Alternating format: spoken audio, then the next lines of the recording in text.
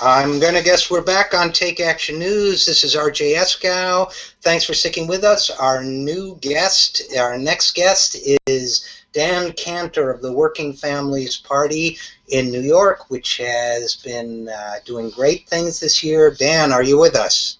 I am. Yes, I am. Thanks for coming on Take Action News. Listen, Dan, first of all, congratulations on your successes with the Working Families Party in 2013. I guess the one that people know the most about is that Working Families Party has been closely involved in the career of the new New York mayor, Bill de Blasio, and his election this last year, which was a watershed moment for the progressive movement. So congratulations. You want to tell us a little bit about your thoughts on the election of Bill de Blasio? Sure. Thanks for having me.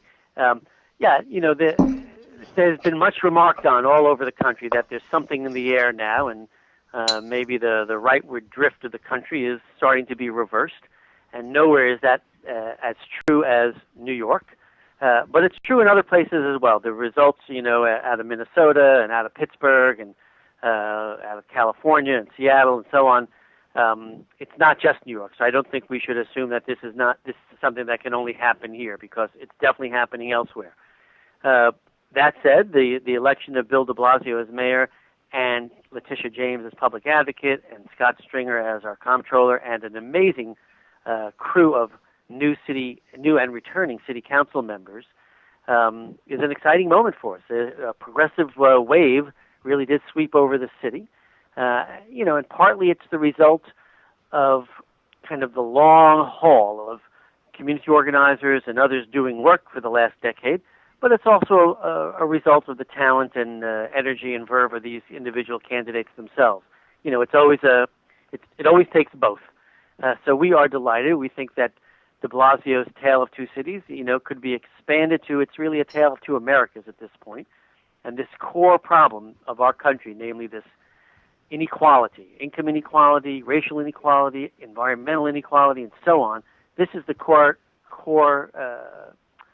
characterization, the core problem we face. And so we are excited to have a whole slew of people in office here that actually want to do something about it.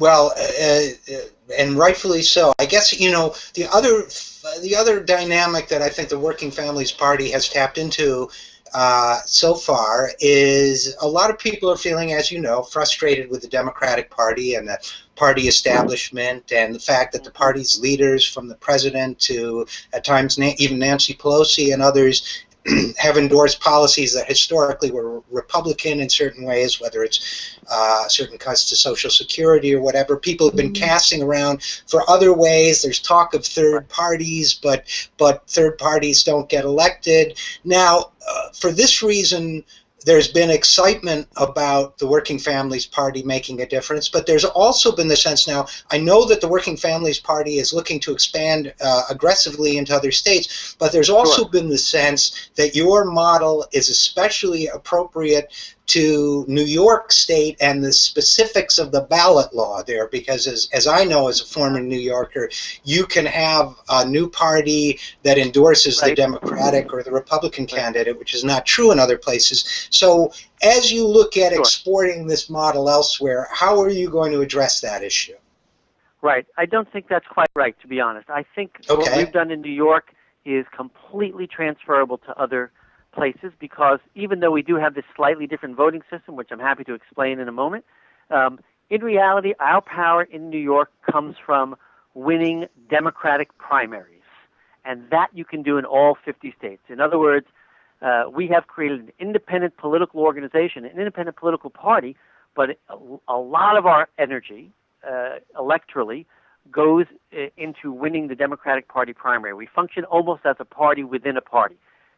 Just like, the Tea Party functions inside the Republican Party, yanking the Republican Party to the right on a whole set of issues, as you're well aware. Our view is our ideas are actually popular. If we can find good progressives to run, we can help them win, and then they will take office and they can govern. So that is, I think, quite applicable in every state. And that's why we're excited. We're now Working Families is now in 7 states. and we're smaller in some, bigger in others. But in all of these places, it's the same model. Don't lie to voters. Tell the truth. Recruit candidates who share progressive values and work like heck to get them elected, and then hold them accountable once they are elected. It's very hard All to be a right. good elected official. Let me ask you. Then let me Sure. ask you a question. One of the Sure. keys, and this has been debated in progressive circles a lot, as you know. One of the keys to the Tea Party's success is that while they registered Republicans, they run Republican candidates, they win primaries and so on. One of the keys to their enormous influence over their party is the implicit and sometimes explicit threat that if their candidate doesn't win, they'll withhold support. And so people are, John Boehner is not a Tea Party Republican, but he sure as heck listens, and he sure looks over his shoulders at them. So he dances to their tune. You're totally right. So for us, it's the same thing, right? We have to be willing to, the political scientists call it a threat of exit. You have to be willing to withhold support. You have to be willing sometimes to run your own person against them, and we've done that as well, right? But in the main, the real task is to beat them, is to defeat corporate Democrats and elect progressives. Listen, it's easy to be independent and irrelevant. That's not the goal. That's not your goal. It's not our goal. The task is to be independent and relevant, and that's what we have figured out how to do. Certainly, the Tea Party has figured it out in spades. We might decry them, but they have certainly shown that they know what they're doing in terms of yanking the Republicans and, in a sense, what you said, playing the tune that Boehner has to dance to. So, if over the next several years we're able to do that and yank the Democrats in a progressive, humane direction, which we think is both good policy and good politics, that'll be something to write home about. Well, let me ask you then. First of all, I'm right with you, and good policy and good politics is almost a mantra of mine because I do think these policies are both. But let's say I wanted to start a working families party in California. Would I be a registered Democrat? Would I be registered Working Families Party? Yep. If I am not happy with my congressional candidate and wanted to run a third-party candidate, how would that? Just step me through in maybe 1 minute or 45 seconds how that would work. We would not particularly promote that you register as working families. Most of the action is often inside the Democratic primary, so most of our members are in fact registered Democrats. So that's fine. We'd probably say, forget it. Don't run for Congress. You're not ready. We would say, let's figure out some city, municipal, and county level races and state legislative races, and then we'll see about whether we are organizationally strong enough to run for Congress. We have to be more patient if we're going to. It has taken the left a long time to get as weak as it is, Richard, and it is not going to get its strength back overnight. Well, I think that's a terrific answer. So, which states are you expanding into right now? So we are in Connecticut. It's mostly East Coast with one outlier, but we're looking to expand to the middle of the country soon, and then after that to the south. But all in due course: New York, Connecticut, New Jersey, Pennsylvania, Maryland, the District of Columbia, and then we have a long way over to Oregon. We have a very lively Working Families Party operation there, and then people talking to us in at least another dozen states. But of course, it always takes three main things to be able to do this.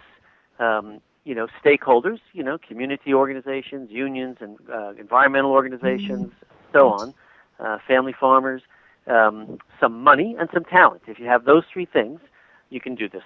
But without them, you probably cannot. So in each case, we're looking for partners in these states and the resources and the talent to move forward.